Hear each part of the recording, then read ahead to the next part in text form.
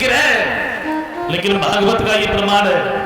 ये वही लोग हैं जो आज भी अपनी जगह पर अटल है। इंद्र को इशारा किया, ऐरावत को लेके आओ, हमारे बेटा को घर तक छोड़ के आओ।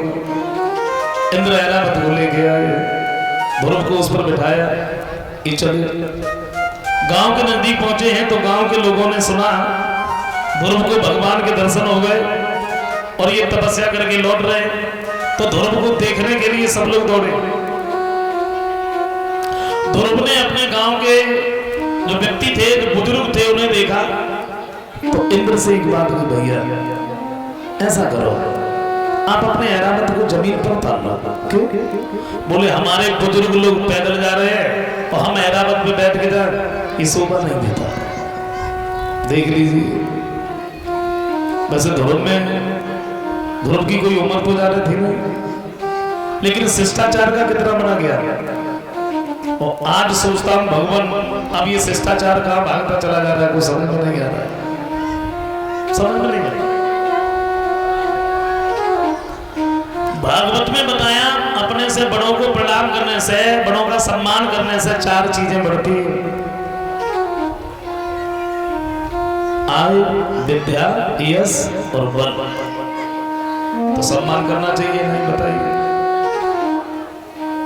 करना चाहिए। हम सब लोग करते तो हैं, हम ये नहीं कहते हम सम्मान नहीं करते, सब लोग करते हैं। मुझे ऐसा लगता है अब पढ़े लिखे लोग हो गए तो जमाना कुछ थोड़ा शॉर्ट में चलने लगा। हाँ, मैं ये नहीं कहता हूं कि पढ़ाई लिखाई मत करो, पढ़ना बहुत जरूरी है, पढ़ना बहुत जरूरी है। पहले तो कोई अगर नहीं पढ़ता था तब तो समय कट जाता था, लेकिन अब नहीं कटने वाला। खूब पढ़ो, खूब अंग्रेजी सीखो, बोलो, लेकिन इतना जरूर कहूंगा, अंग्रेजी बोलो, खूब बोलो, अपनों में मत बोलो। अगर अपनों में बैठे हो तो अपनी भाषा में ही बात करनी चाहिए, उसमें प्यार छलकता है। लेकिन देखा होगा आप लोगों ने, अब तो लोग बात बात में अंग्रेजी बोलने लगते हैं, बात बात में अंग्रेजी। ओ माय गॉड, और गॉड का उल्टा क्या होता है?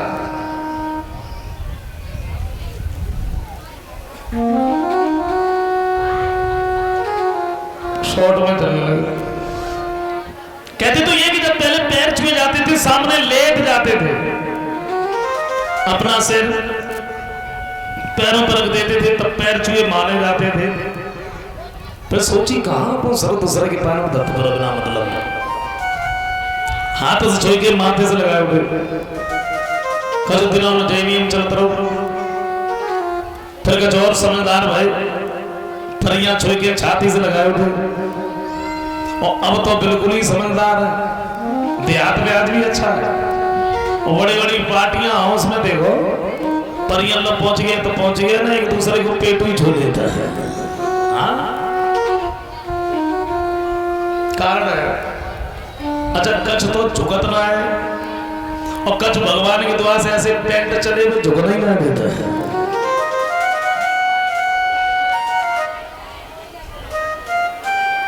राम राम राधे श्याम बिल्कुल दूर। हम मुझे ऐसा लगता है जब कभी कि हमारे जो भाई है ना, ये थोड़ा राम कृष्ण के बारे में कम ध्यान दे पा रहे हैं और फिल्मी एक्टरों के बारे में ज्यादा ध्यान जा रहा है। सिर के बाल कैसे हमें करवाने, कपड़े कैसे पहने हमें पहनने, और भगवान की दुआ से ऐसी कटिंग चली, हम तुम्हें क्या बताएं। हर चीज की नजर किसकी? एक्टरों की। अच्छा एक बात बताओ, अपने शास्त्रों के अनुसार कभी भी फटे हुए और गंदे कपड़े नहीं पहनने चाहिए। भाई जिसके पास में नहीं है उसकी तो मजबूरी है, लेकिन फटा हुआ नहीं होना चाहिए, उसकी सिलाई कर लेनी चाहिए। फटे हुए और गंदे कभी कपड़े नहीं पहनने चाहिए, इससे घर में तो लक्ष्मी है ना, वो धीरे धीरे चली जाती है, लक्ष्मी की बहन दरिद्रा वो आता है।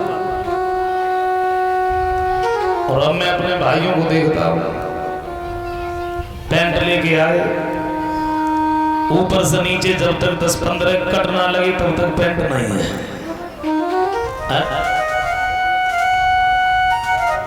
गलत बात है।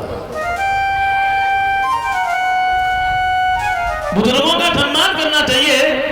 और देखो मैं तो ये कहता रहता हूं, अगर आपको समय मिले 2 मिनट, 5 मिनट, 10 मिनट, 15 मिनट, मैं समय है नहीं किसी के पास। समय थोड़ा बहुत बचता था जब से ये बवाल आए मोबाइल, इनमें बीत जाता है। अब अगर आप 5 लोग बैठे हैं, 10 लोग बैठे हैं, तो आप 10 नहीं है, आप हैं, मोबाइल है। आप कौन है नहीं जानते और जानना भी नहीं जानते, जानना भी नहीं चाहते, बैठे ठीक, अच्छी बात है। लेकिन एक बात देखो, गूगल पर हम कोई अगर एक अच्छी बात सर्च करें तो उसके साथ में अनेकों 2-4 बातें ऐसी निकल आती हैं जो मेरे किसी काम की नहीं। तो हमारे घर के जो बुजुर्ग हैं, हमारे घर में जो बड़े हैं हमसे, उनसे हम एक अच्छी बात पूछें, वो 4 अच्छी बातें उसके साथ में और बता देते। तो बताइए वो हमारे घर के बुजुर्ग अच्छे या गूगल अच्छा? सम्मान करना चाहिए, तजुर्बा बुजुर्गों का सम्मान करना चाहिए, क्योंकि हम जिस रास्ते से गुजर रहे हैं वो गुजर चुके हैं। हाँ, हमसे ज्यादा मालूम है। एक बात आ रही मेरे दिमाग में, एक ट्रेन में एक बुड्ढे सफर कर रहे थे और उन्हीं के डिब्बे में 2 नौजवान लड़के बैठे थे। गाड़ी जैसे ही आगे बढ़ी, थोड़ी चली, एक लड़का दूसरे से बोला, भाई। हाँ, बोला मैं चैन खींचूंगा।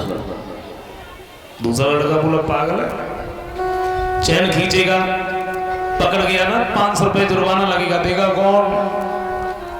बोले कुछ नहीं हो जाए, मैं चैन खींचूंगा। तेरे जेब में कितने पैसे हैं? बोले 300। बोले 200 मेरे पास है, 500 लगेंगे, दे दे, चैन खींचूंगा। अच्छा, दूसरा लड़का बुड्ढे की तरफ देख के बोला भाई। अरे बोला खींच दे। खींच दे मतलब अभी तो तू मना कर रहा था। बोला खींच दे, कोई अगर पूछेगा तो बता देंगे साहब बुड्ढे ने खींची है। ठीक है, वो लड़के ने चैन खींच दी। गार्ड आ गया, पूछ लिया चैन कितने खींची? दोनों बोले साहब हम तो मना करते रहे, ये बुड्ढे नहीं माने, खींच दी। गार्ड कहने लगा तुमने चैन की खींची? बुड्ढे ने सोचा बच्चों ने तो फंसा दिया। उन्होंने अपना दिमाग लगाया, जवाब दिया तुमने चैन की खींची? बुड्ढे बोले साहब मजबूरी में खींचनी पड़ी। मजबूरी में? ऐसी क्या मजबूरी थी जो तुमने चैन खींची?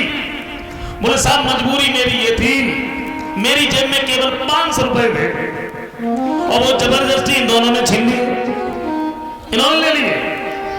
अगर यकीन नहीं हो तो 300 रुपए इसके जेब में रखिए, 200 रुपए इसके जेब में रखिए, मेरे पैसे वापस दिलवा दो बस। लड़के बोले बुड्ढा बड़ा चालाक निकला, पैसे भी ले लिए। तो तजुर्बा है, बुजुर्गों के पास में बैठना चाहिए। दोनों बुजुर्ग सबके साथ पैदल पैदल वहां से आगे बढ़िए।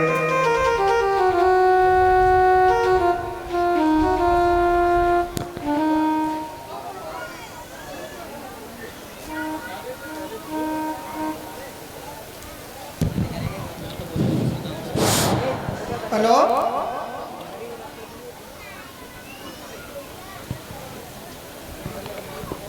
हाँ, कुछ दानदाताओं की सूची है, इस प्रकार है: 10 रुपया भुगतान।